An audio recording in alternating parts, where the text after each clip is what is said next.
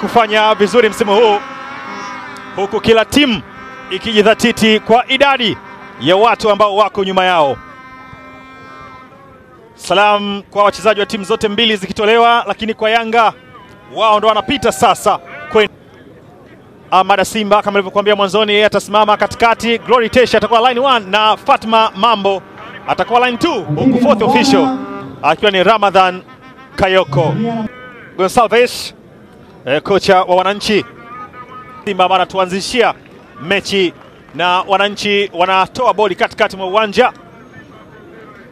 Yanga dhidi ya Fountain Gate.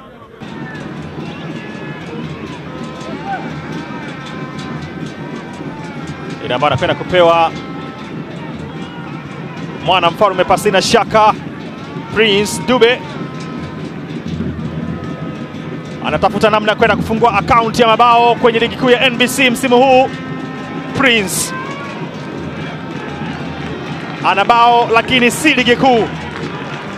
Ana bao dhidi ya FAR Rabat kutoka Morocco kwenye michuano ya ligi ya mabingwa Afrika.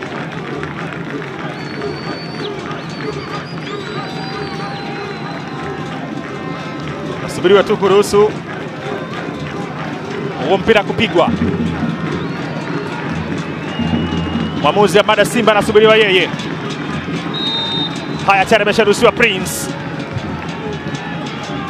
Dube!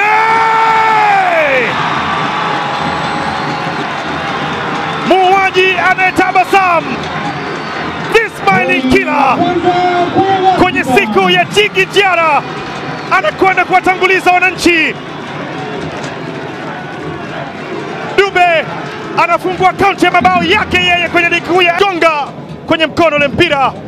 Hesabu za mlinda mlango zilikataa. Alienda upande mwingine na mpira ukaenda upande mwingine kuwapa Yanga bao la kuongoza. The smiling killer Prince Dube anawapa utangulizi Wananchi. Daniel Joram wanapoteza mali. Fountain pita kwa kasi. Zimbwe naye anapoteza lakini bado yuko nayo. Menaswa pasa ambayo anakwenda kuonekana Duke Abuya na pitisho kwa Pacome Zouzoua.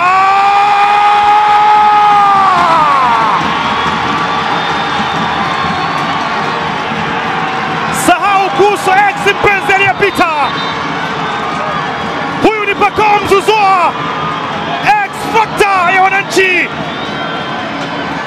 Muda mchache anaingia na kwenda kuweka utofauti. Pitia alihakikisha inakwenda kutumia vyema ile pass ambayo ilipigwa kwenye njia na Duke Abuya, ukamkuta Pacome Zouzoua. Duke Oga, pasi elekezi, pasi iliyokuwa inaongea kwamba yenyewe ni bao. Zouzoua ameingia na bao lake, bao la pili kwa Wananchi ambao wanazibakisha pointi 3 katika uwanja huu wa KMC. Wamekataa kabisa pointi 3 kuondoka na kwenda Babati Manyara. Kasi kubwa ya Duke Abuya ambaye aliacha assist ya bao la pili kwa Pacome Zouzoua.